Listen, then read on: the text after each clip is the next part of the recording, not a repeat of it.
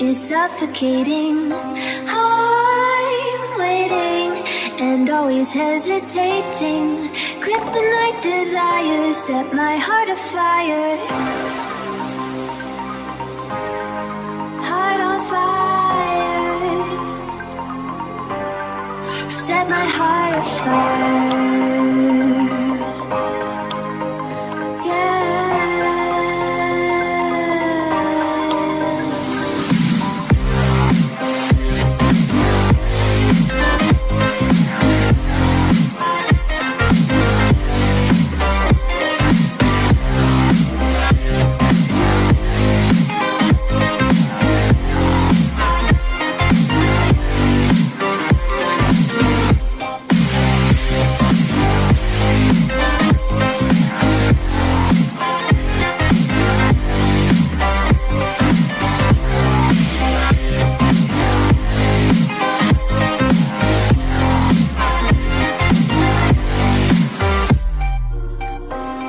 With crimson secrets and forbidden bliss, can't stay still, don't stop that thrill. My bones crave your skin, temptation within, mistakes ignite the silence. Nightmares creep while you and me repeat. This bittersweet heat is suffocating. I'm waiting and always hesitating. Kryptonite desires set my heart afire. Heart on fire. Set my heart afire.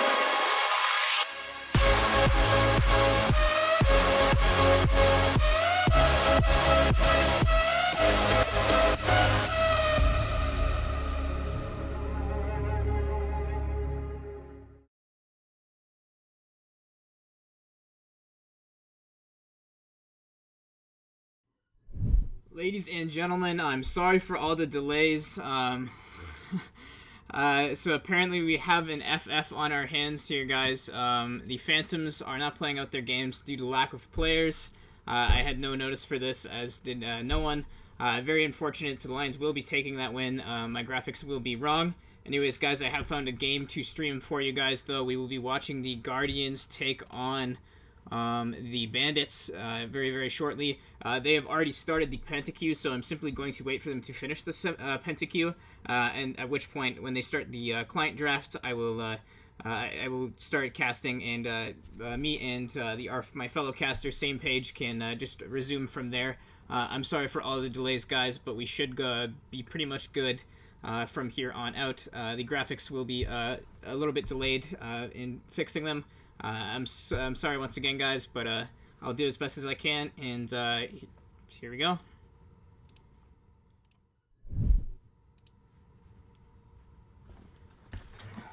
Ladies and gentlemen, welcome back. This is going to be a very interesting game for sure, as the Guardians do take on the Bandits here.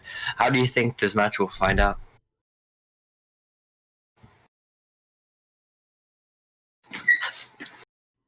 The Guardians, every time we see them on stream, I don't like their comp, and then they just stomp anyways. But the Bandits, one of the best teams in the league as of right now, so I'm actually expecting a really close game here.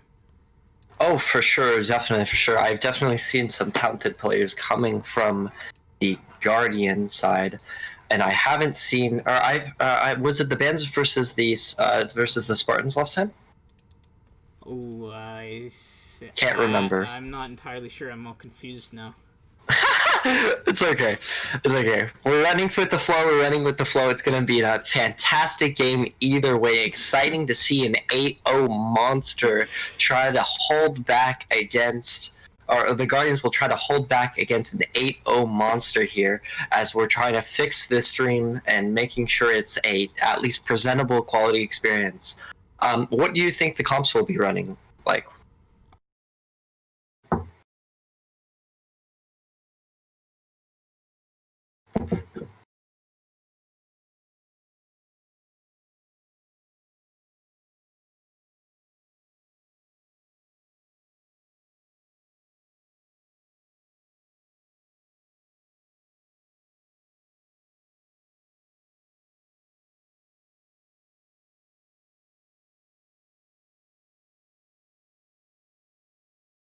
Well, let me ask, from watching from their previous games, what kind of comp are you kind of excited for seeing from both teams?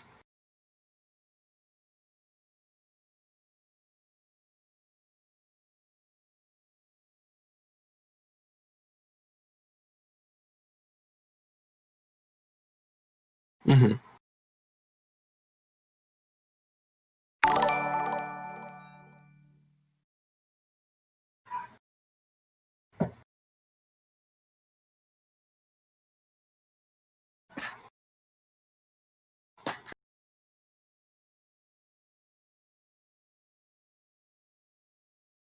Oh, definitely, for sure. I definitely have seen a strong jungle presence coming from the Guardians here, making sure any draft they mock up can be safe and sound with some talented players.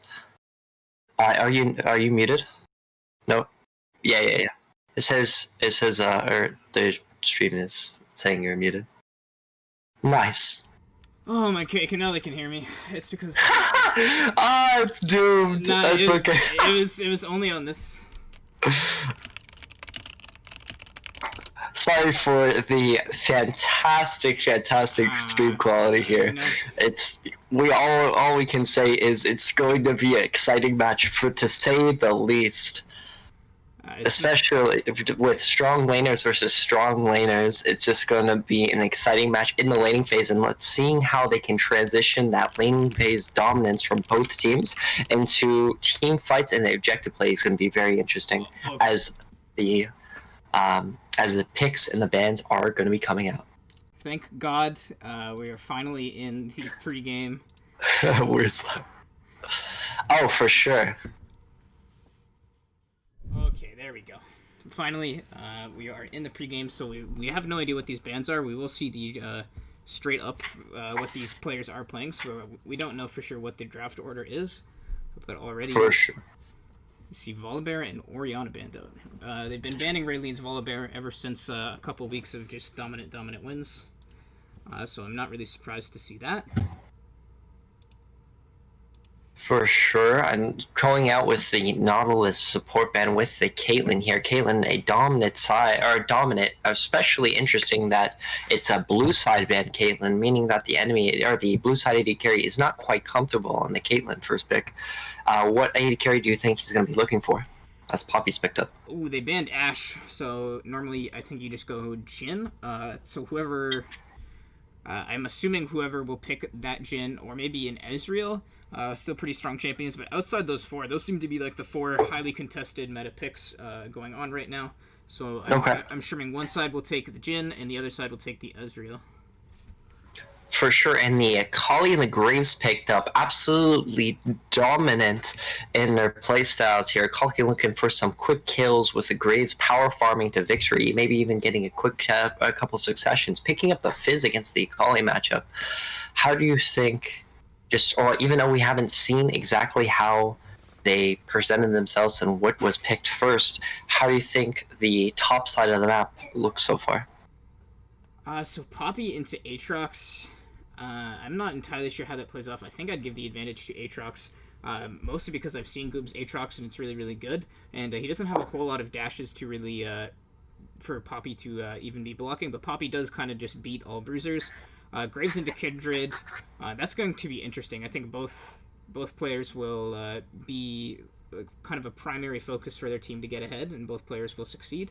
Now, the Akali Fizz matchup, both just completely busted champions that I absolutely hate playing against. Little to zero counterplay. One of them goes untargetable and invisible. The other one just goes untargetable. Might as well be invisible at all as well, because you can barely see that ultimate sometimes coming out, especially if you hide it with his Q. You have some really fancy animation tricks you can apply with Fizz, making him even more of a disgusting champion, especially against assassin picks. Mostly I describe Fizz as an anti-assassin. Okay, so looking at the comps, now that we actually know, I actually think I like the Guardians comp better. I think it works better in skirmishes. I think its laning is a little bit stronger. I think its scaling is probably a little bit stronger, and its teamfight is a little bit stronger. So I'm definitely going to give the advantage to the Guardians here. What do you think? I can definitely agree with you. I'm actually quite interested with the Blitzcrank pickup with the Ezreal, kind of contradicting themselves in my opinion, but definitely going to be a spicy matchup into the Karma Misfortune lane. You know, maybe they're just confident in death damage. Maybe his Blitzcrank is just something, it's like Ignar. They're just busting it out against the SKT of LAS Draft League, and we're going to get some spicy hooks.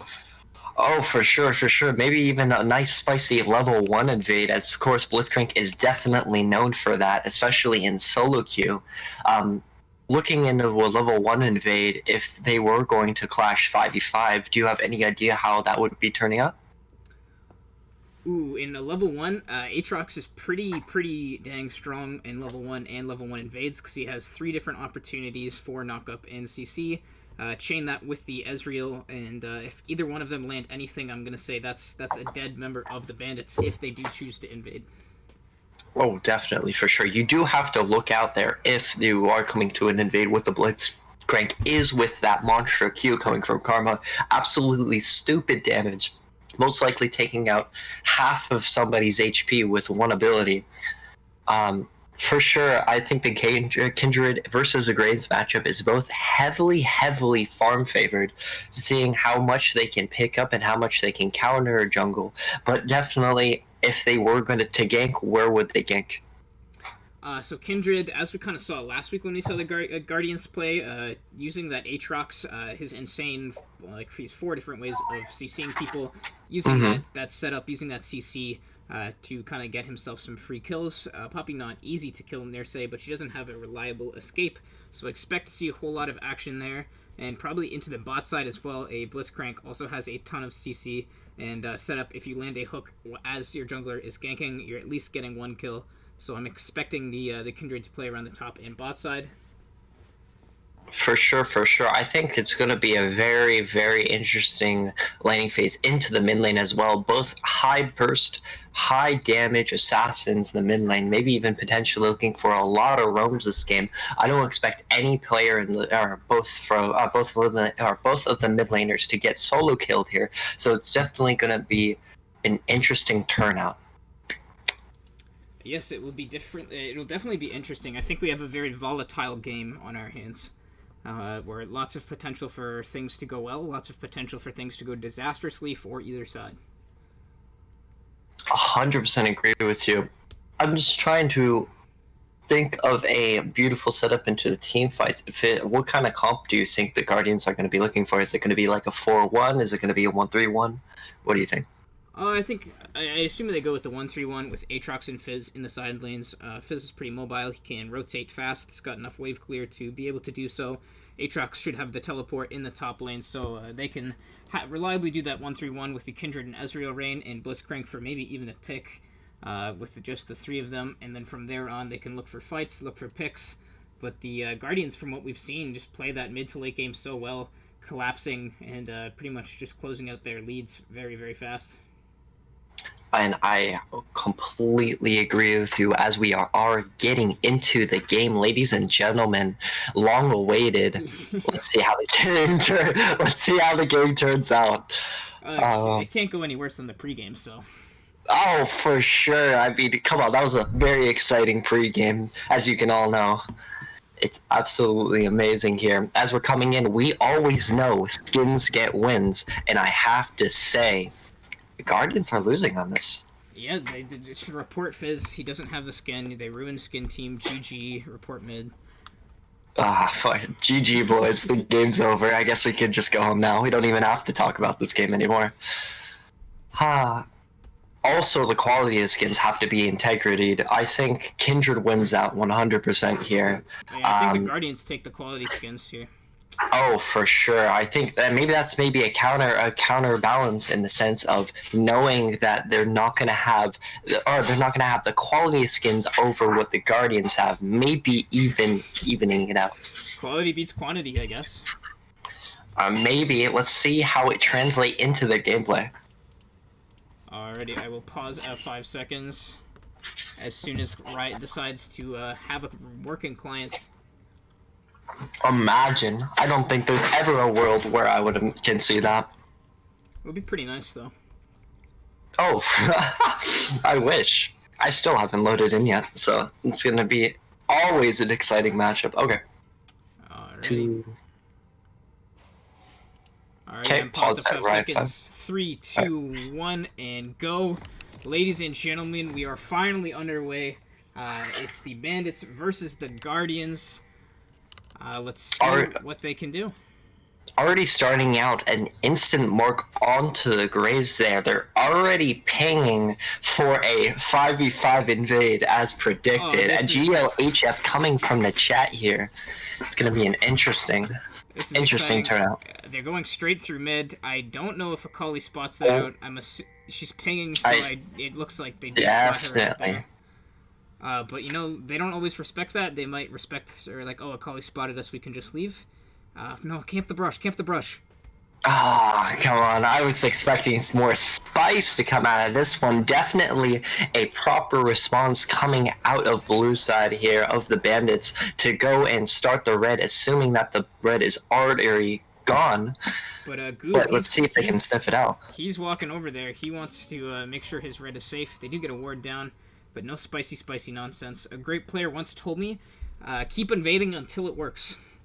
That's what the Koreans tell me every time. You either win or you FF. If it doesn't work, you just brute force your way into something.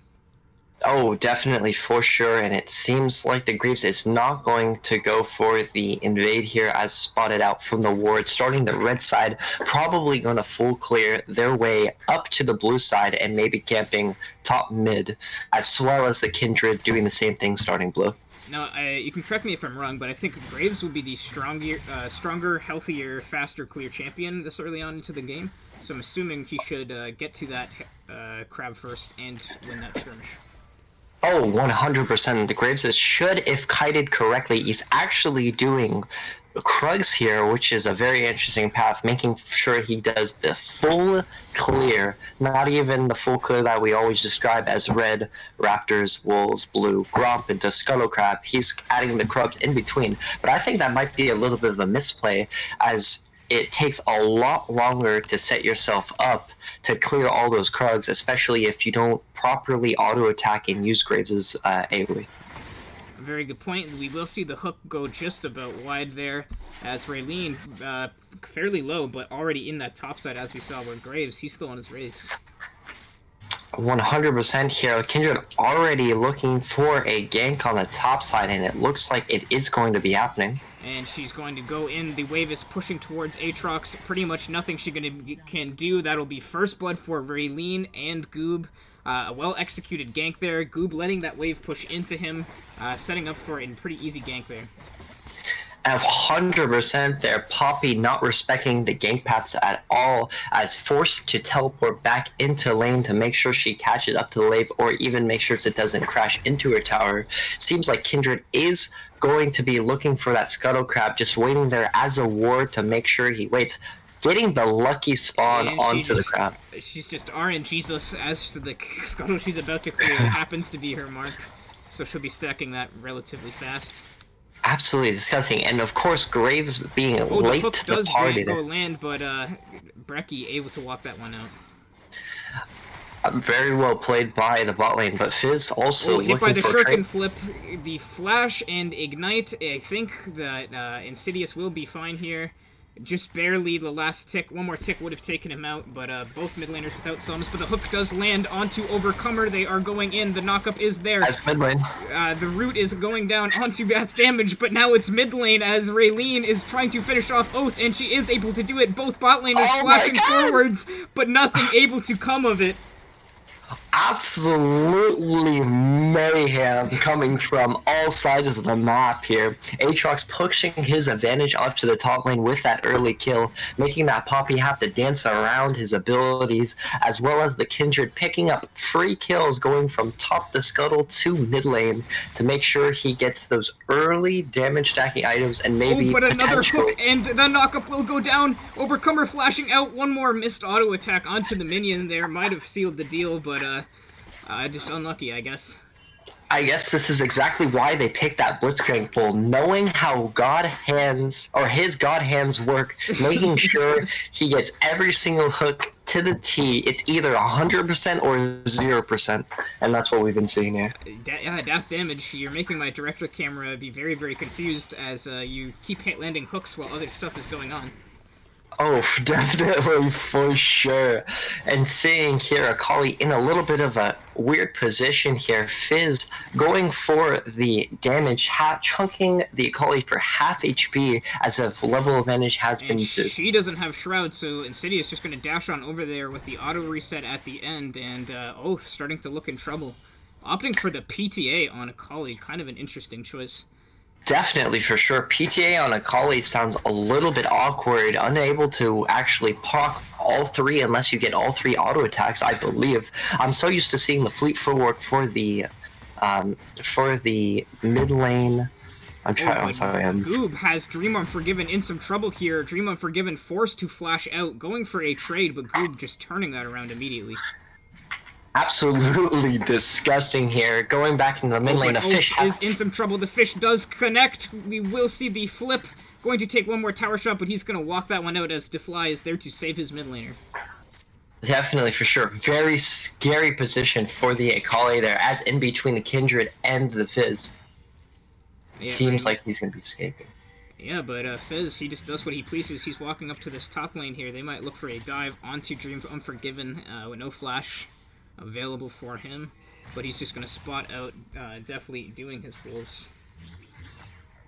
As the Graves continuing to farm here, sticking even to the Kindred as she has a 2-kill lead with a dragon advantage as well. How do you think Ocean's going to like infect this entire game. I don't think the singular dragons matter too much. As far as singular dragons that you do want, that's always good for an Aatrox, a sustain, and healing reliant champion. It's also good on the Conqueror Ezreal and the Kindred as well. Definitely, for sure, some extra sustain, even if it's just a little bit, will do wonders against Graves early on, especially that he doesn't have that burst damage coming out from his lethality items that he usually picks up. Aatrox. Definitely looking for a gank here, but Goob just saying, yeah, sure, let's fight, man, and now it's definitely the one running away from there. That's definitely, as he's trying to escape from that Aatrox's grasp. As Blitzcrank trying to find that perfect hook coming from the bot lane. Just a little bit wide. Definitely, for sure. And I think that's exactly how this mid lane was expected to go matchup. The shark will land, and it's going to be so much damage coming from Raylene. As the hook does go down onto Overcomer, there's the knock-up, the exhaust onto the Blitzcrank. Maybe not the person you want, and we see the exhaust matched, and there will be a kill for Luby Spooby, the Conqueror proc, but in the top lane, here comes Goob, and definitely Goob using the ultimate here. The healing is immense, waiting for cooldowns. He has his Conqueror procs. Can he walk this one out? He's kiting towards the river here. He has his cooldowns. He gets one knock-up. He gets a second one. There's the third one. Goob able to get a 1-for-1 kill, turning that 2v1 around. Well played. Well played, absolutely indeed, as Ezreal mid lane coming in. Seems like it's not going to hit anybody here. The perfect execution, the shuriken flip will go a little bit wide, and Insidious running to his jungler to keep himself safe there, as Guardian's starting to take a commanding lead of this game. Absolutely. The absolutely insane plays coming from these lane dominant laners, as definitely trying to pick up the scraps, trying to keep himself into the game, but Goob is fresh off of a reset here. He gets one knock-up over the wall. He goes, the W will connect. Timing his third Q a little bit wrong, but it doesn't matter as Goob picks up another kill, and now him and Raylene are looking to turn onto Oath, who is getting very, very low. She has no shroud. The knockups will not connect, though, and a third one turning around for some reason, and Goob is just immediately going to destroy. That's what you call destruction! That's exactly what I expect from an Aatrox player right there, as he's coming in for the mid lane roam, seeing the jungler, and unfortunately the collateral damage not enough to but a great hook by Death Damage. They're going to get the knock-up, but the bullet time is going to force out the flash from Death Damage. Poppy connecting the slam. Trying to trade, but the healing and lead on this Aatrox is just immense. It might not be enough. The knockup will come through, but Aatrox has that passive again, and his Q is refreshed. The Q damage coming out. The ultimate will be used, and that's just a few more autos for him as Goob is 4-1 on this Aatrox. Absolutely disgusting. This is exactly what we want to see out of these players. Immense amount of fighting, giant outplays and turnarounds. This is just an exciting game to watch, as Karma is just poking down the bot lane, but it seems like once the God Hands has landed, the lane is over. You know, this is the third week, or the third time I've seen Goob's Aatrox on stream, and that it hasn't been banned, and it's also the third time I've seen him completely take over not only his lane, but the game with the rest of his team. Which is absolutely amazing, especially the state of Aatrox has been for a little bit now. But it's super exciting to see such a masterful work on on a player that seems like he knows what he's doing. Yeah, it's definitely something everyone likes to see. Aatrox a really skill-intensive champion, where if they're able to always hit their knockup, it's just so hard to deal with, so hard to take down. Just well played by Goob here. Definitely, for sure. As looking for the items here, it's definitely going to be for the Black Cleaver onto the Aatrox. It's going to be Double Warrior, as Fizz does miss his fish, Akali almost eating into the fish. But dashing in, going for the auto reset, does get it, and lands the E damage here. The Ignite will reveal her in her shroud, but able to just walk it out. Definitely a kill for him if that sure connected. Oh, definitely, for sure. It's just such an interesting dilemma at this point. I'm looking at the bandits but and a seeing flash Q with the auto reset and the flip will take Oath down. A well-executed tower dive, but the bullet time bot lane is taking him super low. The hook just barely going wide. And meanwhile, mid lane definitely is chasing down a flash with Insidious, but he's able to walk it out. Oh my god, the action is immense here. Fizz looking for the damage as Kindra's looking for a gank.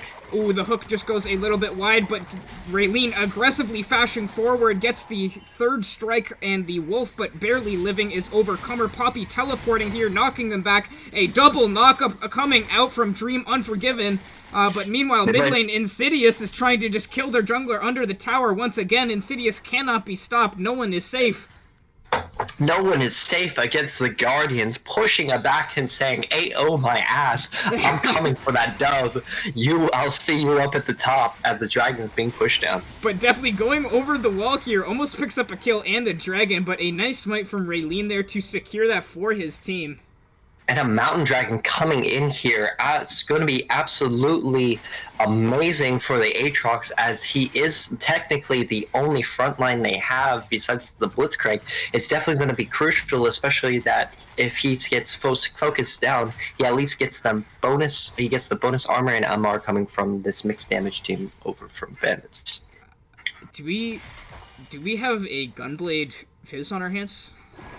Yes, sir! Gunblade yes, Fizz we coming do! out. The Gunblade completed. Oh my god. And also the inclined point of...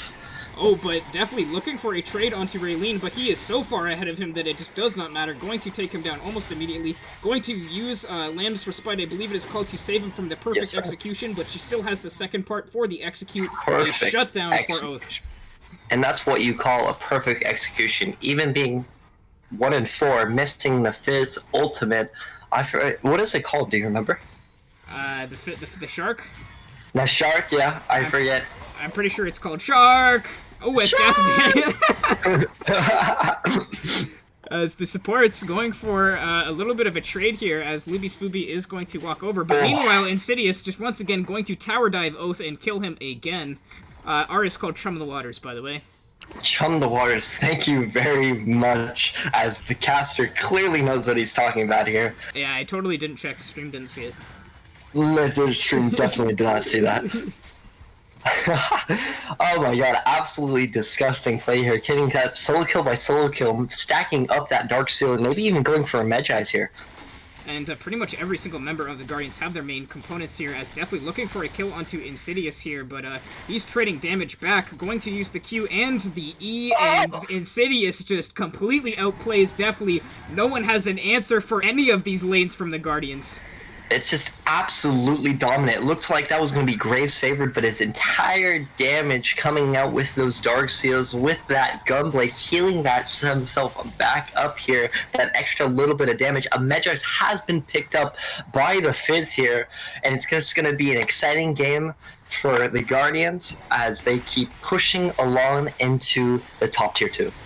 And the Guardians, they just win so fast when they do win, just pushing their lead so well, as we see that Rift Herald used, almost breaking the tier 2, but meanwhile, bot lane, it's Brecky forced to use that heal to keep himself alive here. The pressure on all lanes is just immense, as we see a topside invade here. Goob going to use the ultimate, but the rest of the Bandits have rotated the perfect execution going down onto Raylene, and that will pick up a kill, but a double knockup by Goob. The able to find her in her shroud, trying to flash out, but they will follow Flash, as Insidious is now here to join the fight, and he is doing all kinds of damage. The CC is being layered. That's a double kill for Goob, a 2-for-1 trade for them, and the Guardians are just unstoppable. It's just a runaway at this point. They're absolutely taking over as they're making sure all their abilities hit at this point. Bot's still happily farming, but I don't even think that matters. I don't think the MF has the capability to 1v9 this game as 0-0, as the Akali's put super far behind, the Graves is put super far behind, and the Poppy just can't handle the Aatrox. The gold lead is just absolutely insane here as well, with almost a 10k advantage going over to the Guardians. You heard it here, the Guardians are DWG of the LAS Law Draft League. The DWG. Down one gaming. They're going to go to Worlds at this point. Guardians for Worlds? Question mark. Oh my god, the Guardians for World question mark. They actually might be able to beat TSM. Might be our best chance for NA. And it's doomed. We need Guardians. As Chum of Waters will go a little bit wide, the Shuriken Flip will connect as Akali going into the Shroud. Insidious forced to flash out of there as Goob channeling his teleport, but not a great teleport as Poppy is just going to knock him out of there. But he probably might pay for his life for daring touch Goob like that, but she is able to walk it out. Definitely, for sure. It's just, I don't even think there's anything they can do at this point. Maybe picking up a couple more kills on the Calling, maybe a couple more kills on the Graves so they can be sent back into the game here. But their item discrepancy is absolutely insane, and Insidious is living up to his name as a gank. But Goob, he wants this tower, and he's just going to take it as 2 members. The damage is absolutely immense from Goob. The Conquer is stacked. He has his cooldowns. Can he turn this around? E-ing forward with the 3rd Q, and the passive auto will keep him very healthy, but he is not done yet, getting another knock-up onto Dream Unforgiven. But meanwhile, in the mid lane, the perfect execution being used on Raylene, forcing the flash, but Oath able to follow up there. The action is just non-stop this game. And Unforgiven walking away with his life, but what are the costs at this point, as Dragons looks like it's going to be picked up here or let go at this point, as Akali's trying to find Goob. But now Oath wants a piece of Goob, but no one can step up to this absolute beast. He has his tabbies, he has his cleaver almost done that death stance here. He is pretty much a raid boss, but the Chum of Water is going to connect onto Overcomer. There's the dash and the auto, just absolutely 3-shotting the support. It's the bandits aren't having fun. Doomed. Definitely, for sure. It's just at this point, Ezreal's just going to continue to scale. The Magi's keeping the Fizz absolutely dominant on the AP side here. I think this is definitely a team difference. Misfortune is actually all chatting about her team right now. Not actually, but I would be in solo queue. FF team sucks. Yes, the Shuriken Flip is going to connect, but Insidious taking him down to 1 HP, but a massive bullet time almost kills 3 members, but it won't be enough as the Guardians able to take out Deathly and secure that dragon. They are on soul point, and Insidious was able to walk it out. Absolutely outstanding teamwork coming from both sides here. That bullet time almost been able to absolutely take over that team fight there, as she was safely behind the wall as the team was just sitting there trying to get the dragon here. But truly, if this game was even, I think that bullet time would have had a massive effect on the game. It really would have. Even if they got all 3, I don't know how much it does for the bandits. Sitting at over a 10k gold lead at 20 minutes into the game. 10k gold lead. What is this? It's gonna be China versus NA. That's what I just see right now. Like, I made one comment about TSM and chat was very, very angry, so I think we have to be careful. Oh, man. It's okay. I mean, it's only the best team in NA, so. Yeah, they're just mad that I'm right. Yeah. Oh, man, this game's... Jesus. To be fair with you, looking at it, do you think there's any way bandits can come back in this situation? Maybe if they pick up and the Aatrox gold bounty, the Fizz gold bounty, and the Ezreal gold bounty, I don't even know who would be good on. Chum the Water is going to be used onto Deathly here. He is going to be one-shot, the exhaust going down, and the perfect execution is actually able to pick up that thing, but death damage with a great hook onto Overcomer. The bullet time is connecting on almost every member, but now it's Goob ulting forwards, aggressively using his W, looking for the knockups, able to cancel the flip from Akali. Well played to him, flashing forward, looking for the 3rd Q, but it's death damage with another hook. The Guardians, they say, fine, take our mid laner, we'll just kill the rest of you. Oh my god, absolutely disgusting coming out of Mr. God's hand himself. He's just pumping out, even though he's not pumping out the damage this game, definitely he's pumping out the CC, securing multiple kills with the Fists of Justice as the enemy team is crying to the mother as Baron's being picked up. Yeah, and now it's the 21-minute Baron for the Guardians here. It's a 13k gold lead for the Guardians. Just absolutely insane coming out. All lanes winning, all lanes pretty much dominating. They have the scaling advantage in my opinion. There's nothing really the Bandits can do. This is funny enough. If you really want to put it into perspective, this is looking like TSM versus C9 here, as the 8 and. Okay. I may be a C9 fan, so we can roast TSM all we want, but C9, that's a little too far, man. Oh, come on, but funny enough, as maybe some caster differences here, as a TSM fan myself, this is going to be an interesting cast for sure. Anybody looking to cast a second game with me instead of same page? Wait a minute! It's doomed. It's okay. Just like how C9's chances for World. Oh my god, that's too much. We're just having too much fun this game. The Guardians got us feeling good as Chum the Waters will connect onto Deathly, and where does he go? Deathly getting one shot. An amazing hook by Death Damage will connect onto Dream Unforgiven, and the rest of the Guardians are there to take him down. They are sieging this mid turret.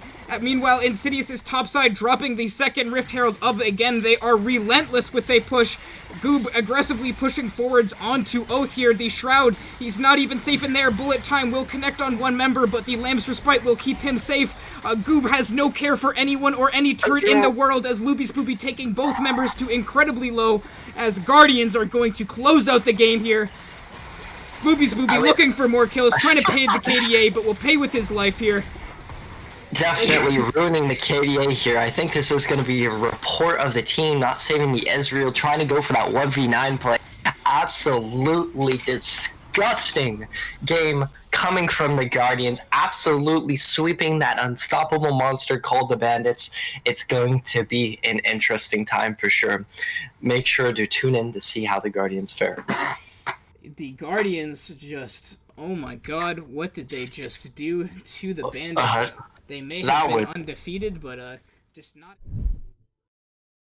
You can't spell undefeated without defeat, my friend, and that's what the Guardians plucked out of that win.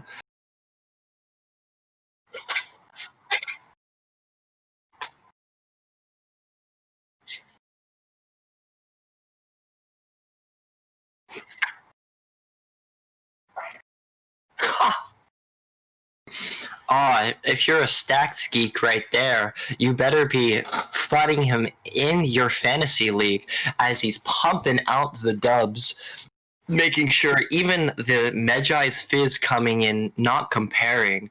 Absolutely disgusting performance.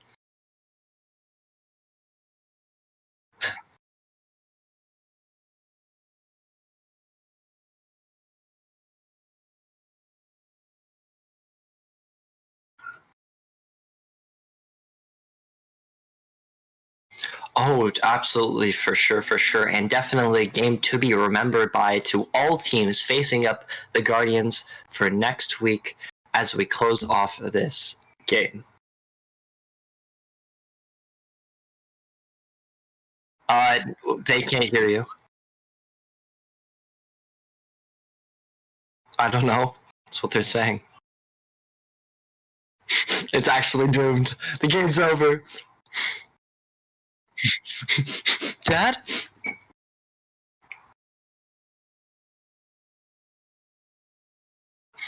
Free Noah, boys. Any free Noahs in the chat?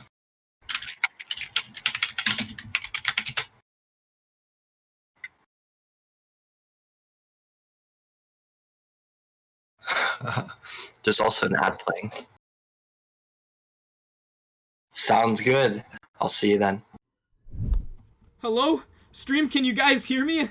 It's I'm not sure where the problem is. I have an audio input on my Streamlabs scene there. I can see that the audio is being picked up. I don't know if you guys can even hear me right now. You can let me... Hello? Can you hear me? Please? Please? I'm not entirely sure, but what a game coming out from the Guardians. Oh my god, I can barely even keep up with how much just happened. I'm not entirely sure why my mic decided to break on that scene. I will do some investigating while we go on break, guys. The poll is about to go live. We will go on a short break here. And luckily enough, everything will be perfectly set up for us for the next game. There will be no more delays, no more hiccups. So thank you for all of your patience, guys, during that. Great game by the Guardians there, guys, and we will be back right after a quick break.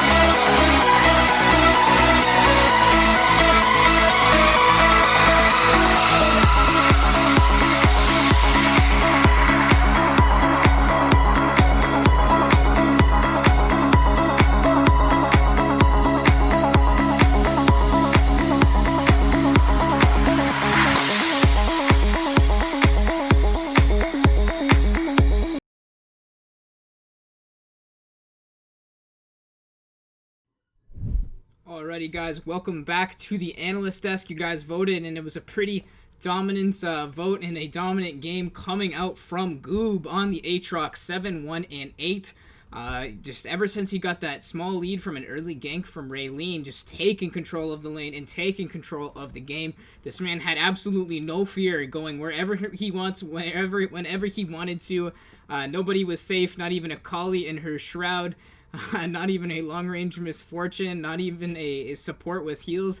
Goob going wherever he wanted, just picking up massive kills, layering his CC very, very well with the rest of his team. A massive reason why they were able to get so many picks and take that complete massive control of the game like they were. So congratulations to Goob, and well played to you, sir. You absolutely performed amazingly. Anyways, guys, we have our second game just about underway here, so I'm going to send it over back to Same Page and I for the pick and ban, now complete with PentaQ.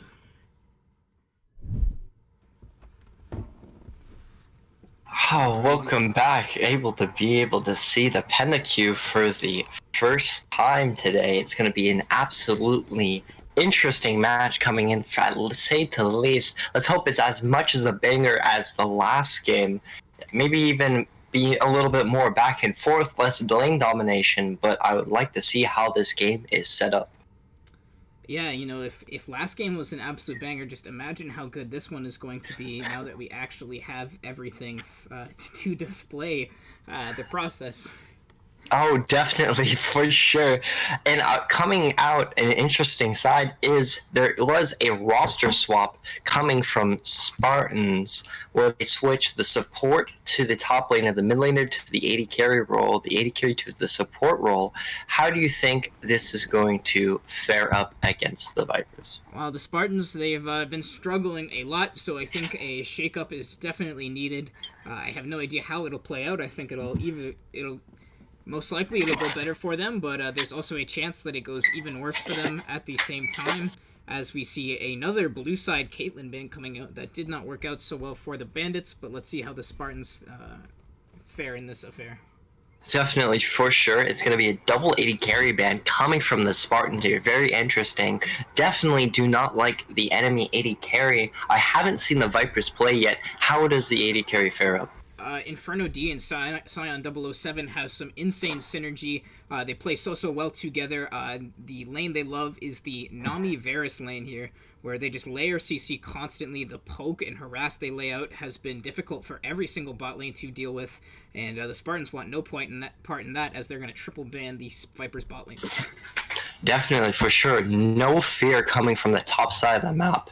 Maybe even being able to maybe take something here, hopefully. I really want to see those bot lane bans really stacking up, maybe even playing against the weak side as Bup should. I don't even know. He plays a lot of, or what I've known about Spartans is that he plays a lot of engaged kind of divey junglers.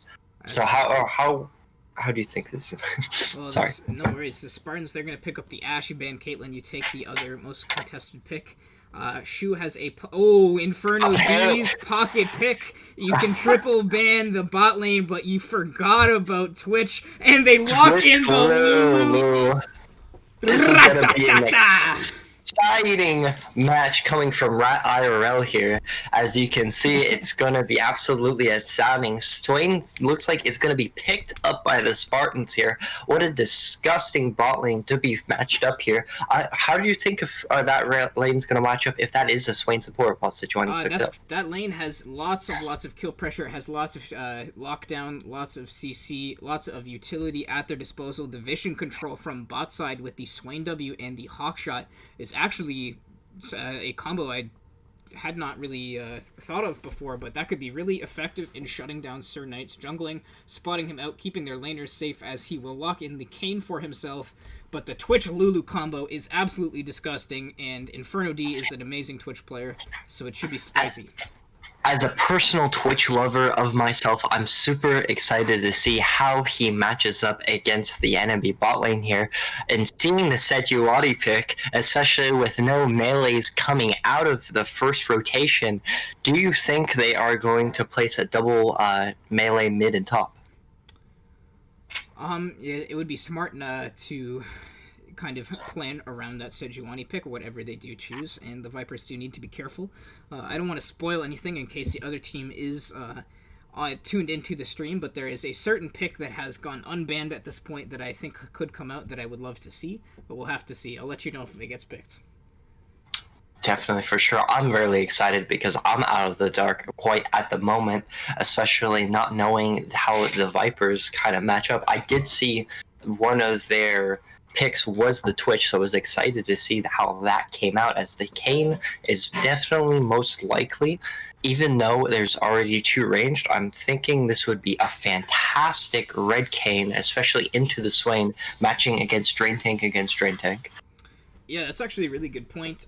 People tend to like the blue Kane just because it's a lot more fun, and you make a big number on your screen and give dopamine to Ryan. But this is a fantastic game for Red Kane. He can bully the Sejuani, not able to do damage to him basically, and also match the Drain Tank, as you pointed out.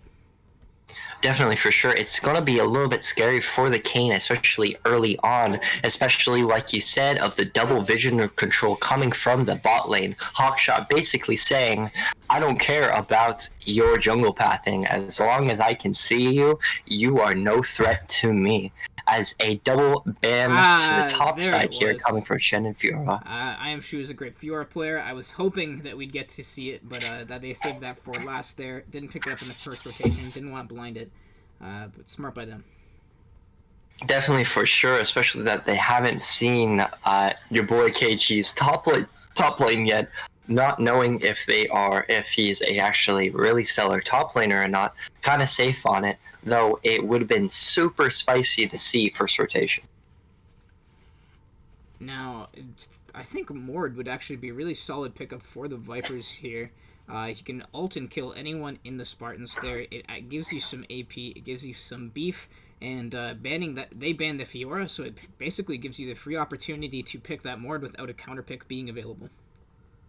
100% for sure, and it looks like it's going to be the Akali pickup. Very spicy coming from the Vipers here, where they could potentially do triple assassin. I believe Twitch is personally an AD carry assassin just because of the ability of his stealth mechanic and lasting so long.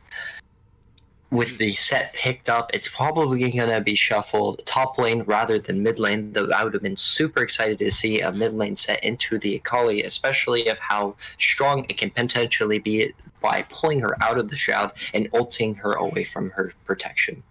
Okay, well, the Spartans, they have a ridiculous amount of CC utility and lockdown already drafted, but now they just need raw damage coming up from what I assume will be their mid laner.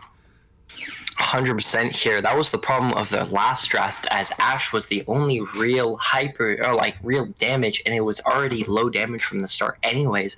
Oh my god, no way. Yes! The Kassadin will be... I love the Spartans. I love them. Oh my god, the pop-off coming from... I had a feeling. Because they had the lockdown, they had the utility, they just need raw AP damage, and you know who does a lot of raw AP damage? Casa win, baby. Casa win picking up from the Spartans here. We already know on to who will win as the final pick. It looks like they're going to be picking Cho'Gath here. Definitely a nice healthy tank as they switch over to Tom Kench here. Definitely this is going to be placed for the top lane here, looking to bully this set. The spicy top lane pick. Tom Kench actually does a ridiculous amount of damage early game. His laning phase is nothing to take lightly, but it's the Croc luck. The R5 redacted pick, LNS would not be happy. As we finish up the draft here, who do you think has the better draft? Kassadin. Sorry, I mean the Spartans. The Kassadin, I completely... Though, unfortunately, I think I would love to see, as a personal Twitch lover, to see that Twitch pop off with the Twitch Lulu combo. You know, Hyreef, all eyes are on you, Hyreef. All odds are on you. Let's see if he has the ability or audacity to 1v9 this game, as all the cards is going to be set up with Ashe and Cassidy to 1v9 this game. It's going to be a little bit scary for sure to see so much AD damage coming from either the CC from the Renekton with the high damage of Twitch. But it can also be as scary for the Twitch to peekaboo out when Cassidy can just one-shot her from a bush. See, the problem with the R5 Renekton, and also the good thing about the R5 Renekton, is Renekton completely messes up everything about Cassidy. He's even hard to fight into the mid game. The CC's got so much damage, utility, and healing. He's so hard to kill. If they choose to flex this to the mid lane and give Akali to I Am Shu, Cassidy literally cannot play the game. He literally cannot play the game. That would be a big brain maneuver by the Vipers here. I'm not sure if Akali plays, or I Am Shu plays the Akali, so it may not be possible. Definitely for sure, but it looks like I Am Shu. We have some Discord audio problems. Oh no, you're good. Yeah. Am I good? Yeah, you're good. Okay. Apologies coming in here. The Renekton going to be facing it to tank. Very, very good if you can face tank damage coming from set W. Especially with the W eating away the shield and doing the damage all the way through. It's just going to be super spicy in the mid lane here, while Akali, I don't even think she can play this lane, can she? Akali isn't terrible into Cassidy. The only problem is once you get to that mid game where Akali starts to fall off, Cassidy is starting to get strong, so there's a very high impact power shift as the longer the game goes on, as Akali is so much more useful than Akali in those early game and early mid game, I guess, skirmishes, fights, and laning. But the longer this game goes on, the worse and worse it gets for Akali. Definitely, for sure. And it's going to be a little bit of a scary phenomenon, as Kane is just going to be looking for that early, or as early as possible transformation into the red game here, for sure.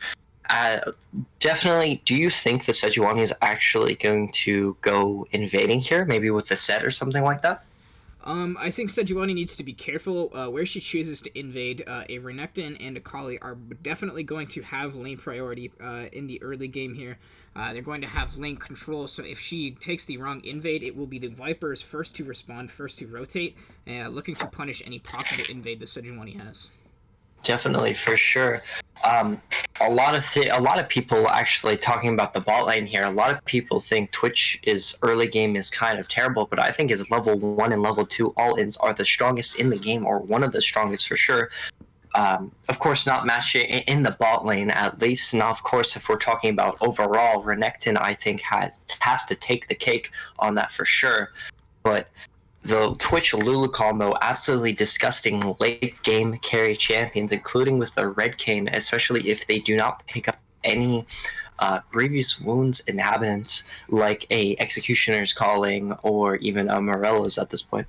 Yeah, I'm interested to see how this bot lane will play out. I'm assuming it'll be really, really volatile, where whoever gets that initial lead will just take control of the other, but I'm not entirely sure who will take control. Definitely, for sure, and I'm actually super interested of how the Vipers is going to be playing out, because I think Spartan's game plan is a lot more simpler than the Vipers for sure. It's definitely going to be super heavy lane dominant and seeing what they can pick out, as well as the Spartans game plan is setting up for the Ashe Arrow, making sure that Cassidy gets some kills on early on, making sure that he will go for the 1v9 play. At this point, it's just going to be Casa win or Casa lose. I don't know. Yeah. I'm interested to see if he'll go for the alpha male electrocute into the melee matchup Akali, like an absolute Chad would do. or he can go for the very beta male fleet footwork to sustain through that early game. We'll have to see. In a competitive environment, I'd assume that they'd go up for the fleet, but High Reef, kind of a mad lad. He could pull out the spicy rune page for us. And there's definitely some opportunity for some rune switches here. Renekton can go Conquer or PTA into this matchup, as well as picking up the Bork, especially it's just going to be super, super tanky coming in from the set that Sejuani and to the Swain. The Kane can go Electrocute if he's not comfortable enough to making sure that he is going Red Kane, but most likely he is. Yukali's definitely going to go either Fleet Footwork or the Electrocute here, but definitely I think he prefers the Fleet Footwork just to make sure to be able to sustain the trades that's going to be happening with the back and forth into the mid lane. The bot lane, it can be PTA for the Twitch or even Lethal Tempo if he's really looking for that late game all in. And Ashe, I believe, can only go Lethal Tempo into this matchup, but I'm not quite sure. And Swain's most likely going to go for the Aftershock with the Lulu going for the Guardian. Yeah, I hope Inferno D does opt for that Lethal Tempo. Try and like match some of the scaling coming out from the Spartans here. If Twitch can get massive, he can be not quite as equal as a threat, but at least kind of keep them more on equal footing here. Definitely, for sure. I'm actually kind of interested to see if the Sejuani might opt into the Halo Blades instead of the Aftershock here. Quite possibly true, especially because they have such heavy engagements, including the Swain, the set, being able to just rail themselves into the enemy team comp, especially that they don't have really any dedicated tanks besides Renekton, but he doesn't really even build that tanky early on, most opting into the Black Cleaver as the game starts up. No, I think I'd actually cry tears of joy if I saw this composition coming up from the Spartans as it casted in one trick. It just sets up for him so beautifully. He's got all of the lockdown he needs to keep people in place. Lots of tanks to make sure he's not the one taking damage here. He's got to be feeling good and happy about how draft went. Definitely, for sure. All eyes are definitely on him. The Akali opting into the Electrocute, looking for that lane dominance guarantee, but the Fleet Footwork adds so much sustain to Kassadin. But he is opting into the Ignite instead of the Teleport here. It's definitely going to be a conquer game coming into the top lane. Sejuani did opting into the Aftershock, making sure she's as tanky as possible into the enemy team comp, running herself into the Kane, the Sejuani, the Twitch even.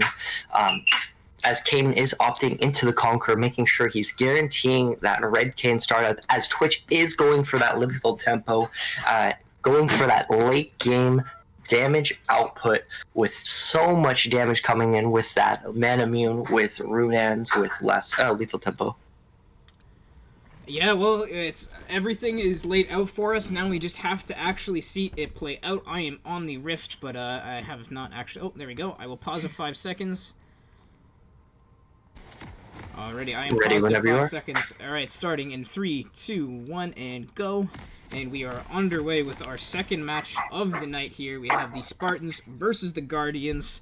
But more importantly, we have Casa-Win on the Rift. Casa-Win versus Rat IRL. It's going to be Yamato.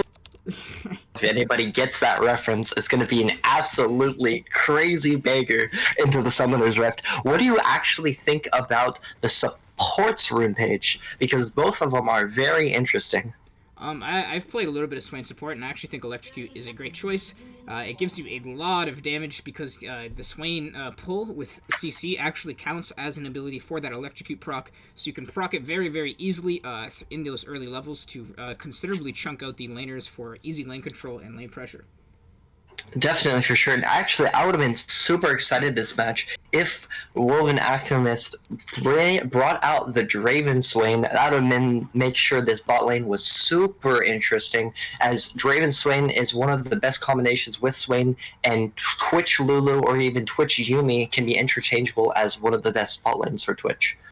I know a few Twitch players, and I know they all prefer the Lulu because of the, I believe it's Pixie, the extra bonus damage on your auto attacks, as well as the ultimate to keep you safe in those team fights, keep you making you pretty much unkillable. But I'm excited for these late game team fights here, where there's going to be so much damage, so much outplay potential here, as junglers starting on the same side of the map and looking to path towards his bot lane. Definitely, for sure. Actually, I would have been super hyped to see the Kane starting enemy red side. Would have been super spicy. It looks like Kane is going to be looking for an early gank off with his shadow, looking like he's going to miss out onto the gank here, slowing his path a little bit further. As Swain, he's going to land the never move onto the Twitch, and as you can see, Twitch already half HP. The poke coming out from a Swain Ash is pretty insane here. He needs to be careful with his positioning, or else he can just pretty much die at this point. Definitely, especially early on, I think Twitch Lulu has one of the weakest all-ins out of any Twitch bot lanes. Funny enough, personally, as a Twitch player, I actually am a big maybe I'm just a disservice as Renekton. Yeah, Renekton taking a fat trade there. It's your boy KG wasting the shield. I am using his W at the right moment to destroy it. Definitely, for sure, but continuing on as somebody who plays a shit ton of Twitch is actually someone who's very against Twitch Lulu. I have no clue why. I just feel useless in the lane. That's how Twitch is feeling right now, but I know the late game dominance from Lulu Twitch is absolutely outstanding.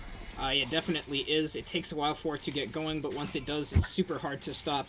As we see in chat, we have people counting down the levels until the Spartans pretty much win the game, and only 13 more. Only 13 more levels, and this game is over. We could have the Kale move as well, and we would have done the full 16 all in. Ooh, as Never Move will connect onto the Lulu, going to proc that electrocute, and the Viper's bot lane being pushed in and chunked out. Actually, very, very, very nice to see that Spartans are taking a more of an aggressive stance onto the Twitch Lulu, knowing that Twitch Lulu has a little bit of a slow start, making sure their bot lane experience is a little bit hectic, but Twitch and Lulu are doing a fantastic job bouncing back. It's also going to be a little bit of a scary place as the bot lane is pushed up into the side of the turret, not yet crashing the wave. So Kane has a perfect experience, or a perfect way, I should say, to be ganking this bot lane here. And he has walked over. Let's see if he does choose to commit. He is hovering around it, waiting for them to go into vision. But it's the Spartans bot lane actually backing up and respecting the opportunity, the chance he has, and knowing their wave is pushed up and that they don't have vision. 100% for sure. We see trades going back and forth in the mid lane here. Kassadin getting insanely low and outplayed by the turret. That'll be first blood for High Reef on the Kassadin. Just kind of letting Goose outplay himself there, taking too many turret shots, drops the Ignite for an easy kill. That's going to be so nice, coming in for the Kassadin, getting first blood, that extra 300 gold. But Kane... In comes Sir Knight here. The Never Move will connect, gets the root, but he lands the double slow here, flashing forward onto the enemy bot lane, as does Inferno D with the heal for the movement speed, able to pick up Gaming Thomas there. Twitch also starting to scale as both teams' win conditions are already off to a good start. Definitely, for sure, it's going to be a nice gank coming out from the bot lane here, but High Reef, is coming in with that solo kill, getting that outplay, completely all him, making sure his goal is coming to the close. It's going to be maybe 10 more levels, 11 more, I cannot count, before Spartans have a massive level or a lead advantage with that cast. Kassadin, he actually might be opting for the skipping Roa build. The only problem I have with this is buying tier this early on is super inefficient because Kassadin doesn't have a reliable way of spamming the spells and getting them back anyway. So you're maybe going to get like 100 stacks and you're missing out on so much that you could be getting with the with that gold. So he's not going to have very much lane presence for everything he just got. He's just going to be pretty much the same strength he was.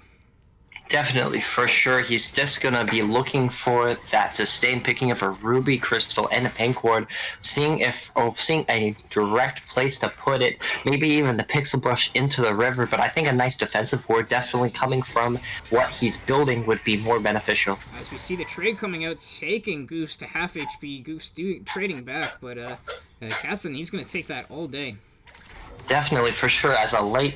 And going back in once again, and Goofs having to back off, respect his kill pressure. Definitely, for sure. Knowing his champion, even though he's going for more of a slow build, making Goof really sweat in this laning phase as he's trying to CS with all the abilities he can as he's getting energy pressured. As I Am Shu dashing through the wave, lands the stun, and it's your boy KG gonna have to flash on to safety there. 100% sure. It's going to be a very rough matchup into the top lane as Renekton's such dominant as a gank. The Never Move does connect, and it's Zion going super low. They're looking for the kill on him, but the exhaust is dropped onto Wolven Alchemist, and that'll be a kill for Sir Knight and Inferno D, but they are not done yet. They are chasing down Gaming Thomas, and that's a 2-for-1 in favor of the Vipers.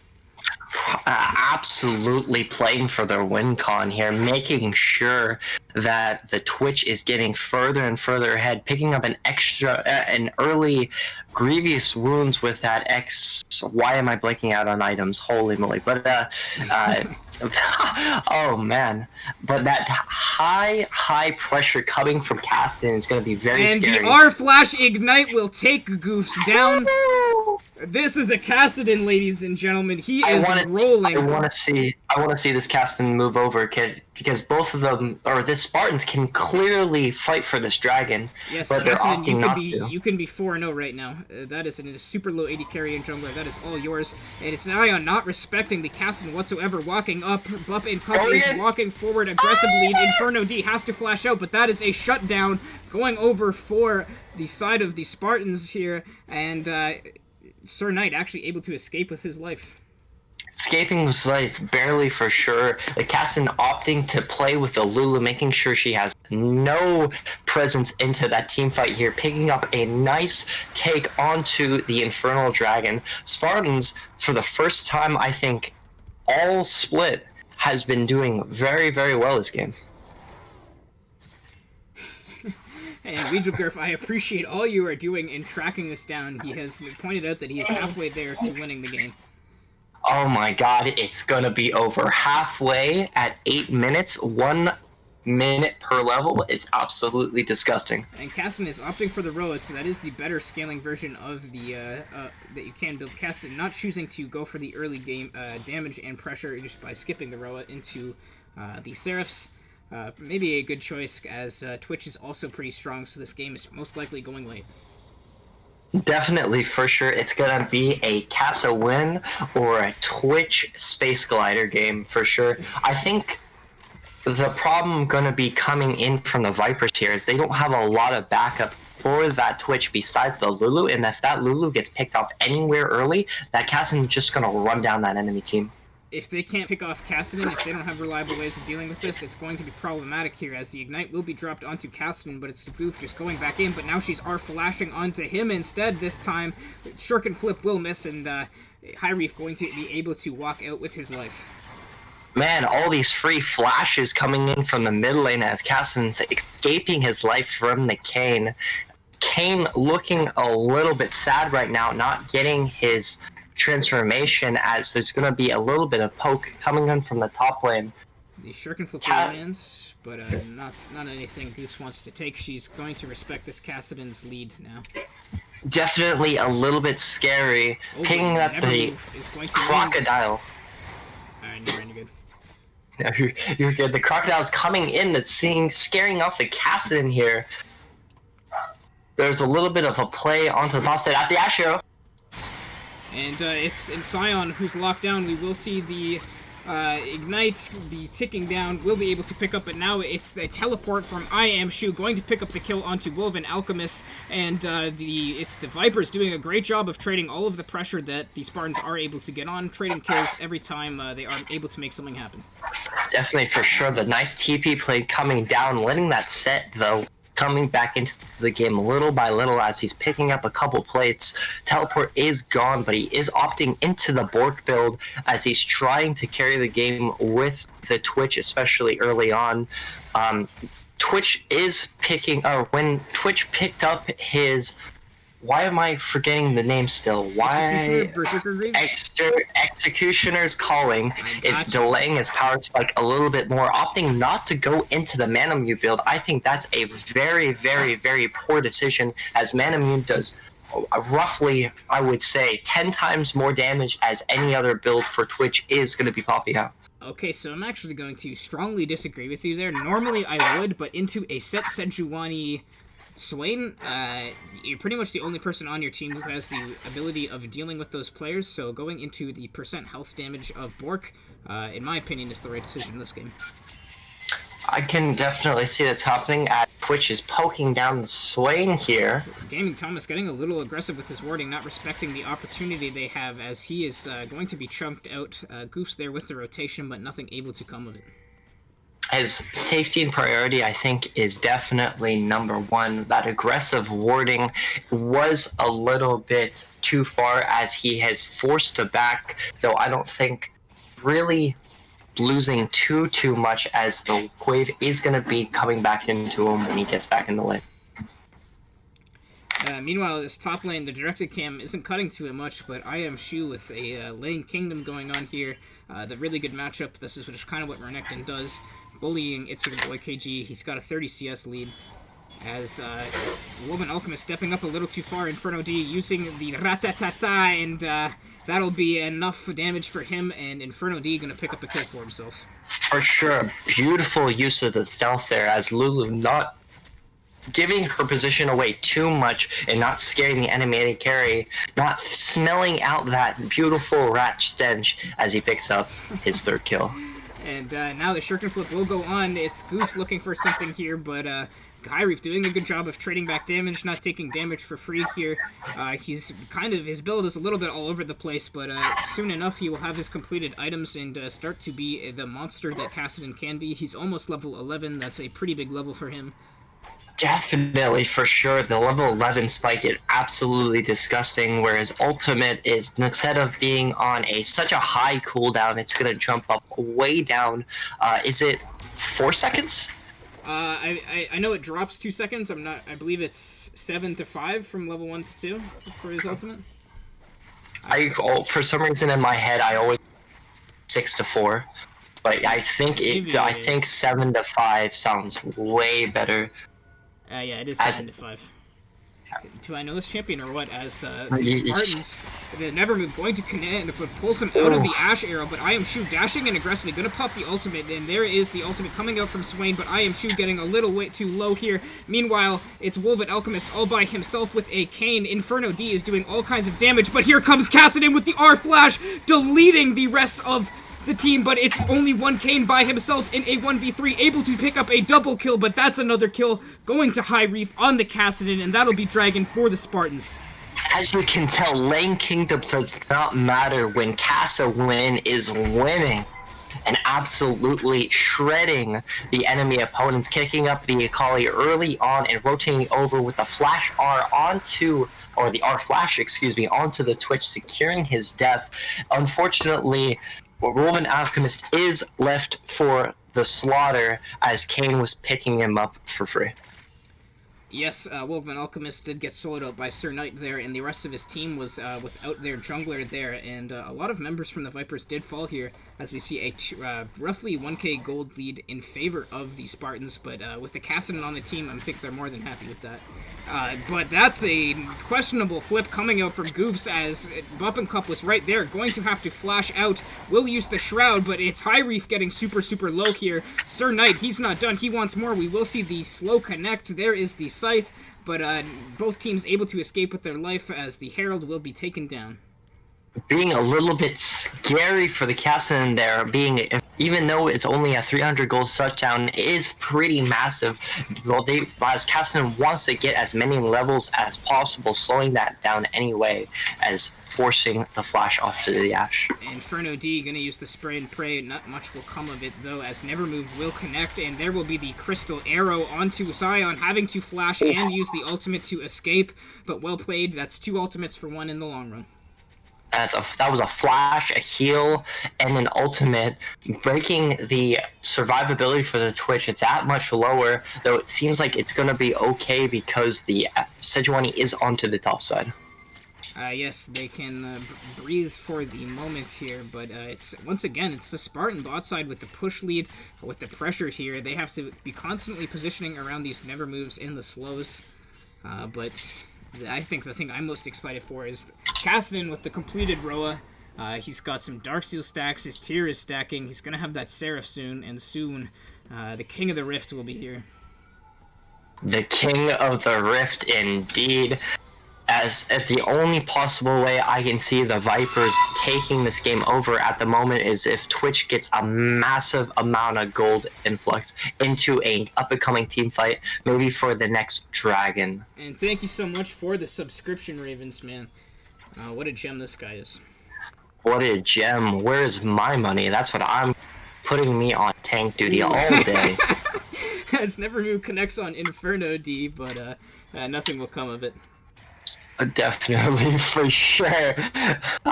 As Cassian hyper pushing into the Collier. Oh, but perfect execution come out. Cassian is getting pretty low here as Ignite is ticking down. The execute will be enough damage, and there is the Rift Walk into the final tick of damage. Cassian is 4-0. I am so proud of High Reef here. It's always my God. It's always good to see another Cassian abuser in the league.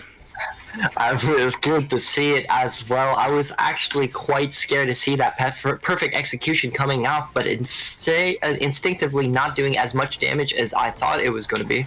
That's partially because High Reef is actually optimizing his shield pretty well in canceling some of the damage, as we will see the Slooplex coming out to I Am Shu, but it's your boy KG just really using it to get to safety. Definitely, for sure. I Am Shu is trying to push up that CS lead as much as possible, making sure he is as relevant as possible. But the 25-minute mark is what I give to Renekton's before they start falling off a cliff. And it's funny enough, because 25 minutes is when High Reef is going to be a very, very high reef, as I Am Shu is going to be taken very, very low, but a nice knockup by Sir Knight here is going to take down a lot of health here as the ultimate used, and that's a 500 health gain for him. Another knockup into a Q, well played by Sir Knight and I Am Shu. The sustain was just too much, not enough damage. 2 for 0 for the Vipers here. Definitely disgusting setup for those Kane W's if they just spread apart a little bit further. Oh, but now once again, Goofs is in trouble. He's being rift off once and twice. The autos are ticking down, and there's the third rift walk. High Reef is unstoppable. He's absolutely taking over that mid lane, saying, okay, well, give me another. But he bought Sheen instead of Lost Chapter, which... Okay, Cassian, man, I see you, I understand. That hurts me inside. What would you be looking for that chapter? You need the full Seraphs to stack that item efficiently. You need the mana. It's you don't get that many stacks with just the tier here. I see the thinking behind it. I used to do it a lot too, but in the long run, after some I literally sat down and did the math because I'm a nerd. But in the long run, it's delaying his scaling. Definitely, for sure. That'll be going to be at least a very interesting coaching staff. Maybe we have to pull you into the Spartans to let them know what's up. Yeah, hit me up. Hit Psychonautic up in his DMs. Free casting and coaching. Free casting and coaching. I might be able to pick that. Maybe if C9 hits Worlds, I might. Okay. I'm just kidding. Okay. Too far. As a Dragon fight is picking up. I can't wait to see Daewon Gaming just absolutely take the piss out of TSM. Yeah, to be honest, I am too. I won't lie. As both teams, they want it here, and it's the Vipers charging in here. The Crystal Arrow, that's a huge suplex by the massive CC lock as Inferno D is ripping apart there, but it's here comes High Reef. That's a double kill for him. He was late for the party. There's a triple kill. Is it a pentakill? He's looking for Inferno D. He is hunting them down. He is not playing League of Legends. He is playing Search and Destroy. He's playing the Chinese servers at this point. Kills get wins. What are objective? He's looking for that penta. He probably was screaming in the chat. He's like, boys, I need... We'll run into... There is the legendary going down. He wanted the pentakill, but it was too little, too late in the end. Throwing away his gold just to see if he can get the pentakill. Very admirable for sure, but very bad for the game as the Twitch picks up that juicy 700 gold bounty onto the Twitch. What an alpha male. Just absolutely no respect for the enemy team. Diving them like... without a care in the world. He wants kills. He's 9-1. He is a pretty much unsolvable problem here at this point. Definitely, for sure. He's just eating this game all the way through. The set slowly picking his CS back together, but absolutely amazing ultis coming out of him, getting a 4-man suplex, and also the Akali unable to do very much as the Cassin is just eating through her alive like it's Christmas morning. Okay, maybe I'm just bitter, but I think if Kassadin has Seraphs there instead of the Lichbane, that's probably a pentakill. It would have been a pentakill? Maybe. As the Rift Herald will be used by the Vipers here, just Kassadin. Oh, actually, Bump and Cup there to rotate. Actually able to keep that turret alive as one speedy Inferno D is looking for kills. There is the ratatata there. The damage is coming out. We do see the ultimate coming out to keep him alive, but it's the Spartans turning that fight at the last second. A double kill for Woven Alchemist. This game is absolute nuts. See, as a little bit of a salt there, I think if he had Yuumi there, that fight would have been over. Ooh, I don't know if I agree with that here, as we see IamShu teleporting behind the Spartans bot lane here. Let's see what he can do. Never Move will connect. The ultimate will be used by IamShu, and there is the Bork for the move speed here. Can he get on top of Vulcan Alchemist? It looks like it, as Goofs goes on to Gaming Thomas for the shutdown, and there's the shutdown for IamShu. Able to trade some kills back, as always. Definitely, for sure. Getting that 2-on-2 win coming from the bot lane is absolutely enormous for the Spartans bot lane, showing that Twitch isn't strong enough yet to even be able to technically 1v2 that, plus a little bit of shields and heals. I don't know. Maybe I'm just a Lulu hater. It's definitely possible. How do you hate Lulu instead of Yuumi, though? Because I feel like I have like triple the attack speed when I have Yuumi on me than I actually would with Lulu. But does Lulu have an attack speed buff? Definitely. I actually don't even remember for that chance kit. I know she puts most Lulus. Maybe it's just because I hang out in Plat too often, but most Lulus use that attack speed buff onto. Yeah, exactly. Maybe it's just a little bit of assault from solo queue, for sure. It's solo queue bias. Solo queue bias is too strong.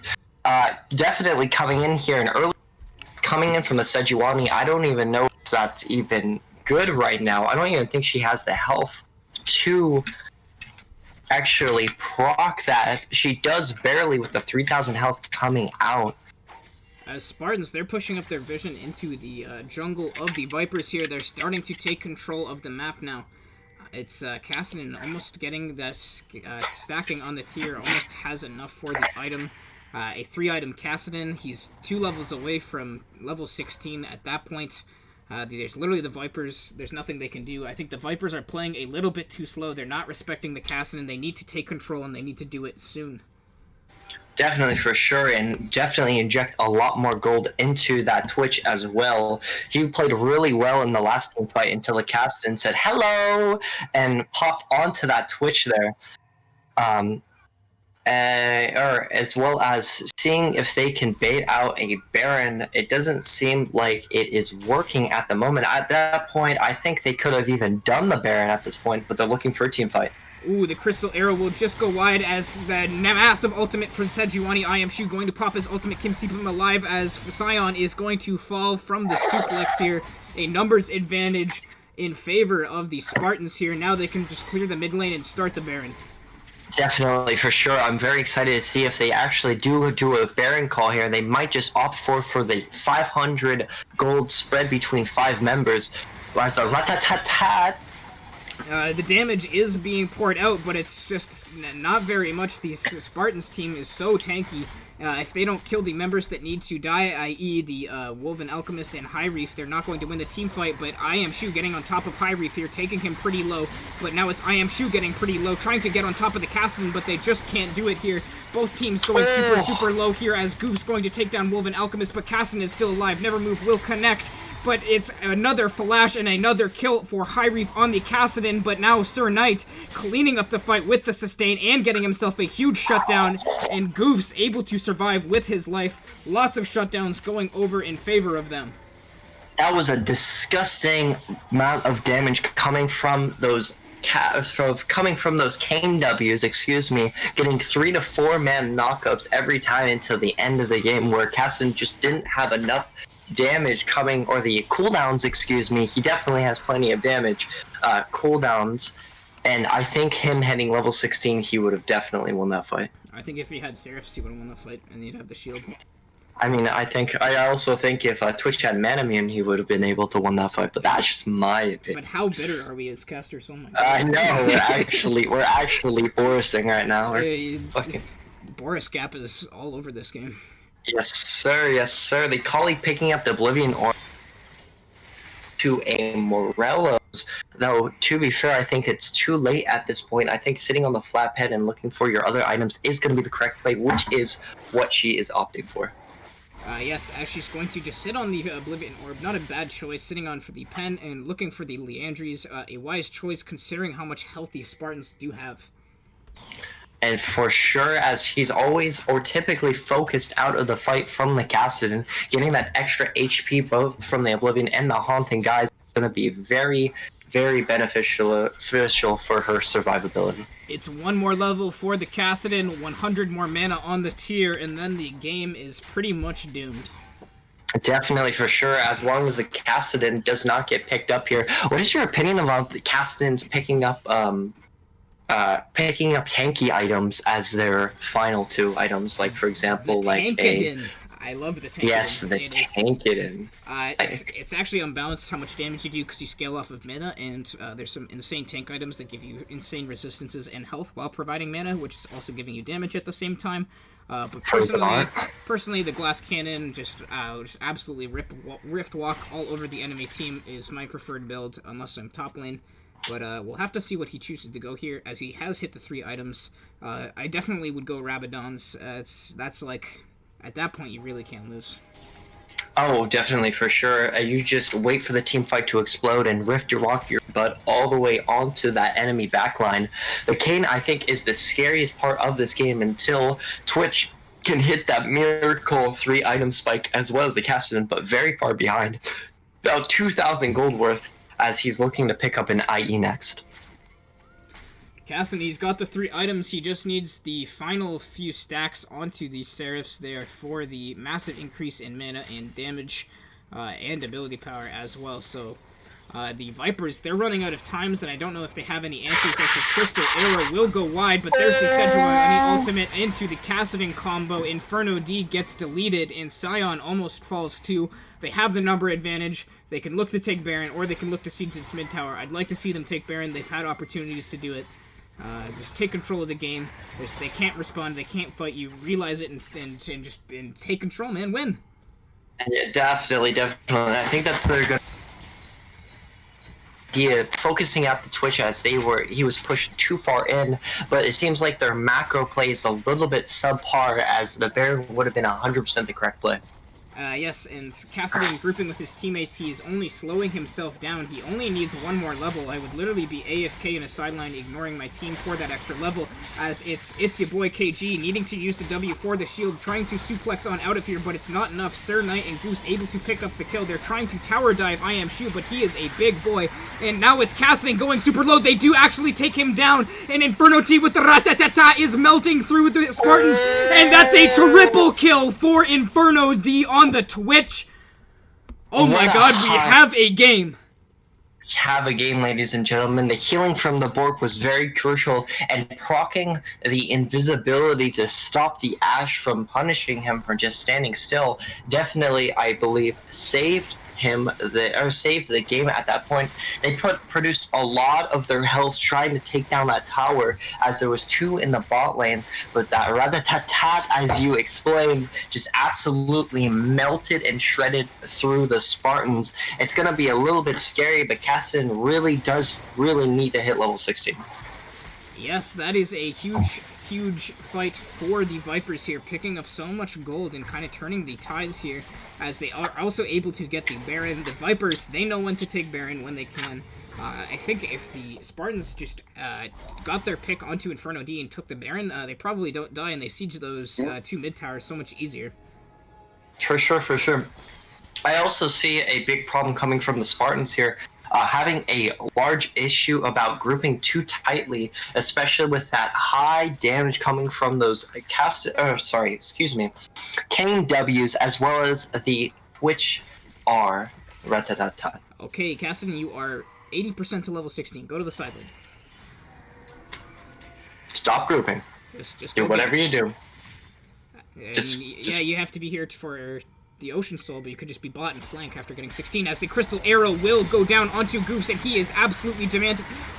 There is the Demonic Incession and the Suplex. IamShu flashing forwards, trying to get on top of High Reef, but he turns it around with a nice play. But now it's Inferno D looking to clean up the rest of the fight here, and it's Sir Knight on the flank here, but he is in there all by himself. He will use the ultimate to see if he can finish off High Reef's Kassadin, but the Seraph Shield will keep him alive, as Inferno D, rat-ta-ta-ta, he is absolutely cleaning up the rest of the Spartans. He is flashing forward. There is the Bork. There's the orb walking. Can he take him down? The shield will not be enough, as a triple kill for Inferno D.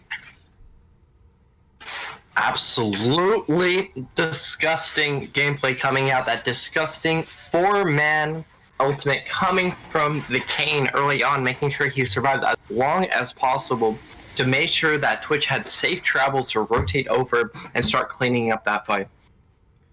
I can't believe the Vipers turned that fight around. Like, my voice is actually destroyed from that fight. Oh, for sure.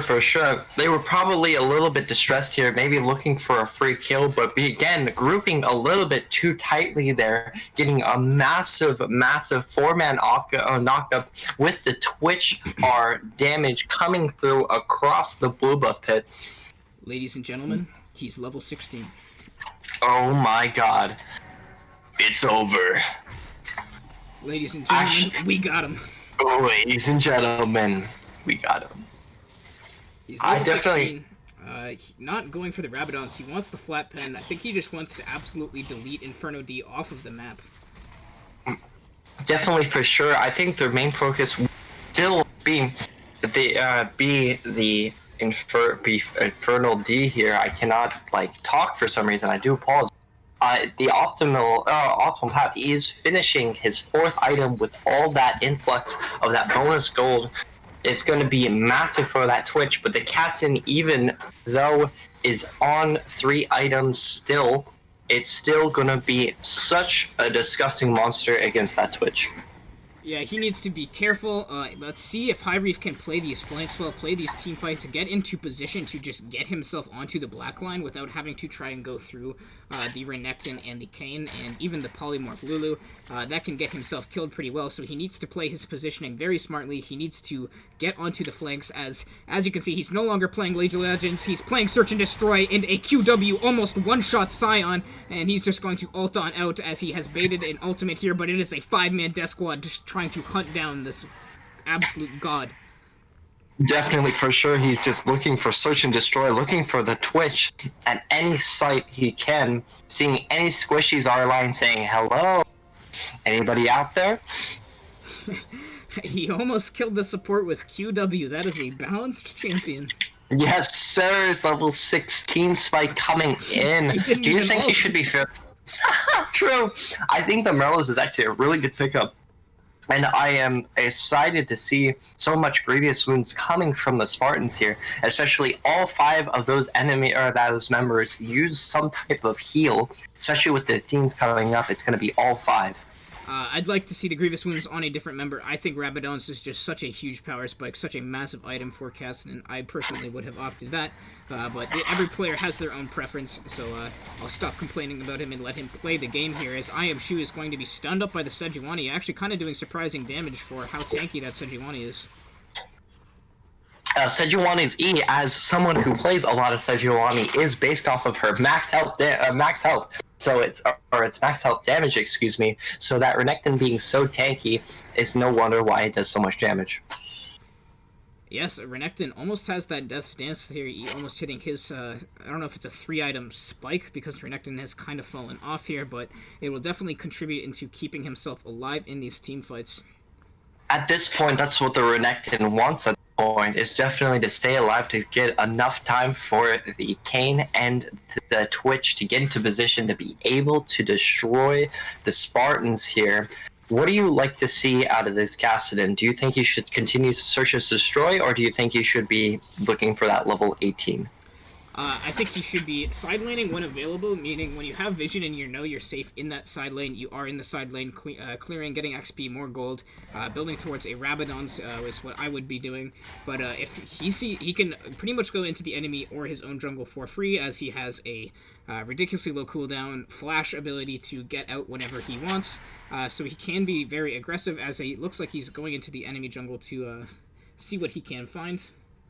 Yes, sir, and especially that how much movement Kassadin at the moment has.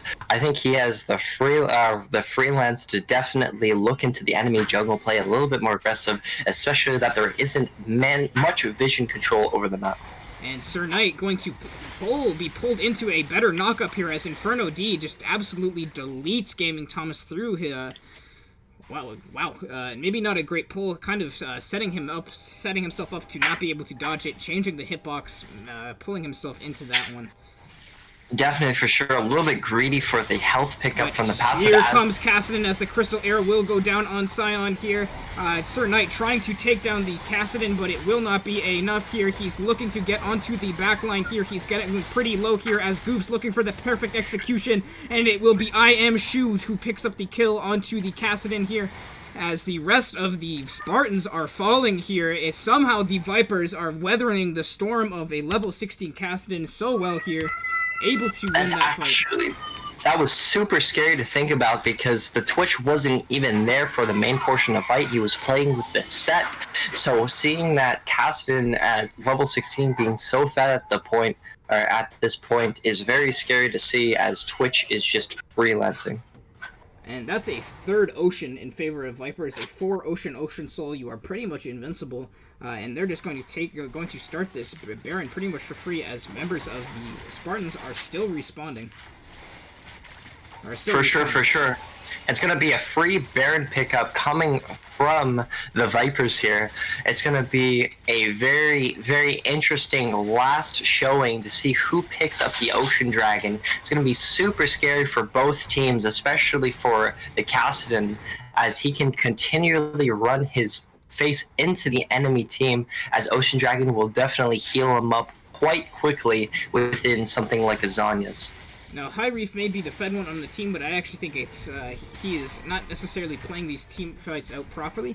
He's not respecting the amount of damage and utility the Viper's frontline has, and he's trying to brute force his way onto Inferno D and Goofs.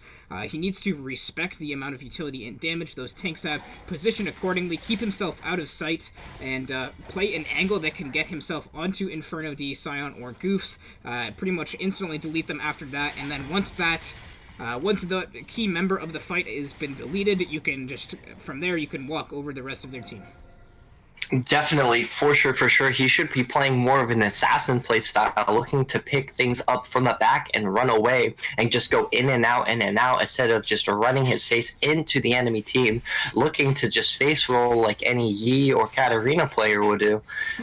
Jokes aside, definitely looking to see if a mid lane would get picked up. There's the speed coming up for Inferno D. Ratatata will take out 2 members pretty much instantly. The Zanya's coming out, but it will be not enough. A double kill for Inferno D, as now they are hunting down Buppenklup on the Sejuani. Inferno D is so tanky, there is so much sustain, and not able to kill that monstrosity yet, but they are sieging down the mid lane with Baron here. absolutely disgusting here. It looks like the Vipers are doing it, eating through the level 16 Caston and level 17, excuse me, because he was sidelining for a little bit. So Kali's going to look for an all-in here. She got the Shroud under turret, but she is no longer safe from there, as that'll be a free kill for the Spartans here. Let's see how if they can hold off the enemy team here. It's a 4v3, but you do have a level 17 Cassidon now here. They are able to get the turret, but not much else, as they're going to have to retreat as the members of the Spartans are now respawning. This is going to be a huge fight for this last dragon here. The Ocean Soul going to be absolutely enormous. A 4-man Ocean Soul would be absolutely stellar for the Vipers, maybe even securing the win at this point. How do you think the Spartans should and would play out this fight? Okay, so they need to get vision into the jungle to let the key members position accordingly here. So that means they're rotating now. They're clearing the enemy vision and setting up their own before the enemy team can't do that because they have base at the moment. Anyways, with that vision control, Casson can then position himself for a flank into either of the choke points to get himself onto Inferno D. If he's able to get onto Inferno D, he will win the team fight because he will one-shot him. And at that point, there's pretty much nothing they can do, as Inferno D is positioning pretty aggressively here, and he will be found by Cassidon, but the Lulu ultimate, it's Inferno D one-shotting the Cassidon instead. The Never Move will connect to slow down the Inferno D, but he is on the hunt still, coming out of stealth. There is the Ratatata! As taking down, he is trying to space glide. The DC is immense though, but Demonic Ascension will not save Gaming Thomas here, as this is probably game for the Vipers. As a little bit of venting of frustration here coming from High Reef, now letting him know that he is not happy, as the game is going to be ending up into Viper's favor. Oh, this was such an interesting game back and forth. It was looking so good. The team with Cassidon was winning early game somehow, but Inferno D on the Twitch was able to prevail. Well played to the entire Vipers team here, as they're able to pick up the win. GG all around here, as I could definitely say it was WinCon versus WinCon, and unfortunately the Twitch has prevailed. GG's coming from Viper. Absolutely stellar gameplay from everybody around, from Spartans to Vipers alike. Yes, it was a super well played by both sides here. As we can take a look at the damage graphs, I'm pretty curious to see here. Aha! That's a lot of damage. Yes, sir. You can clearly see who is the damage winner there, as it clearly stands out. So that was a 5-item level 18 Cassidon doing 31,000 damage. Not a small number by any means. But Inferno D on the Twitch with 62k damage, over 1k damage a minute. Just absolutely disgusting. Absolutely factual here, as it just took over the game. The Twitch Lulu with the amazing amount of damage, making sure the Twitch has the ability to sustain himself through any team fight, as they maxed him out. Caston looking for the one-shot on the Twitch here, but it did not matter. At that point, he was just doing too much damage, and Caston couldn't find the perfect opportunity to take the Twitch out. So I'm not entirely sure if my math is correct, but I believe it is. But Inferno D by himself did more damage than the Swain, the Ashe, the Sejuani, and the Set altogether. Very possible. Pretty think disgusting. So. Yes, sir. And all I can say is thank you for you guys' time. Yeah, thank you guys for tuning in. I will throw up your player of the game poll right now. We will be taking a short break while you guys vote on that, and we will be back to announce it.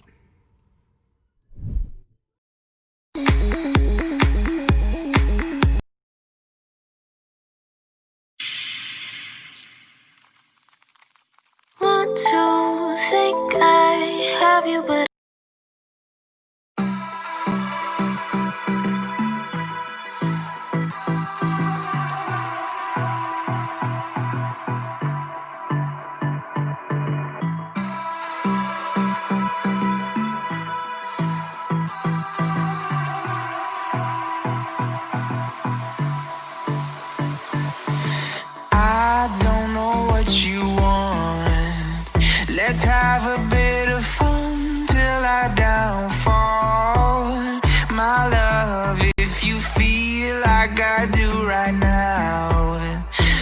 say you're on the run to the other side, my love.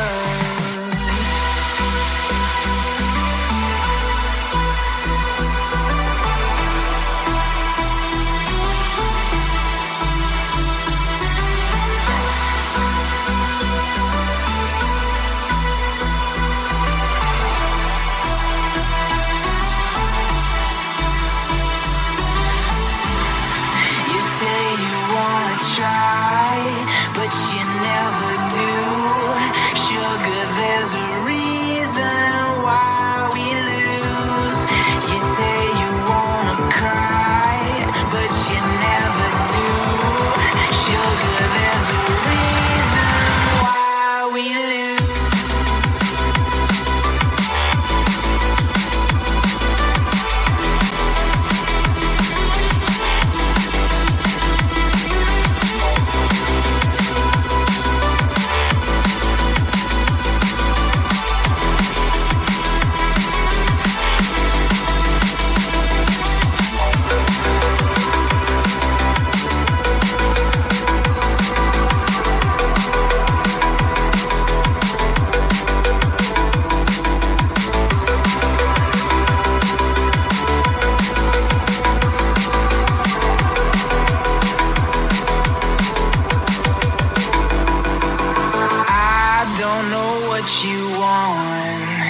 Let's have a bit of fun till I downfall.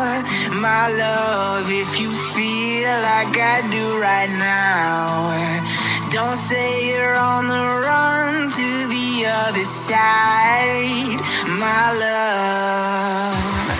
You say you wanna try, but you never do. Sugar, there's a reason why we lose.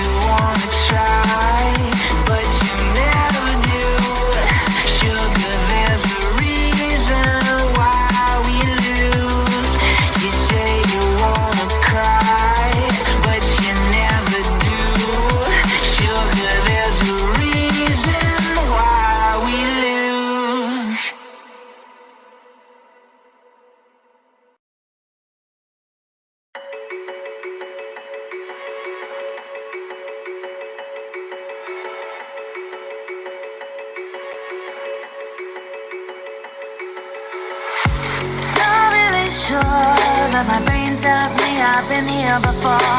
Don't wanna draw any attention to all the crazy things that I shouldn't mention.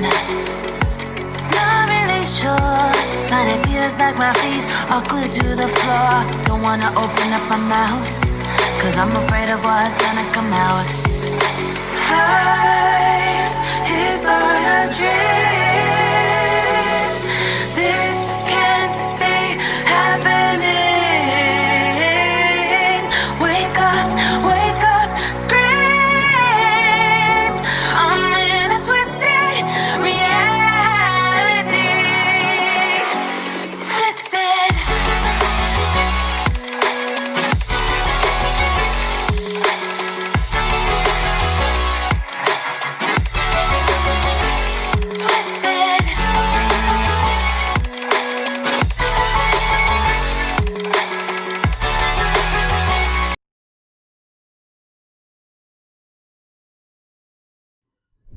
Welcome back to the analyst desk, folks, and you guys have voted and you chose the rat himself, Inferno D, absolutely popping off that game, 19-5 and 12, just an absolute monster in those team fights. As we saw, to win the game, it wasn't Kassadin one-shotting Twitch, it was Twitch one-shotting Kassadin. Maybe there is some credit to give to Sion on the Lulu there, but still, the amount of damage Inferno D was able to put out was insane.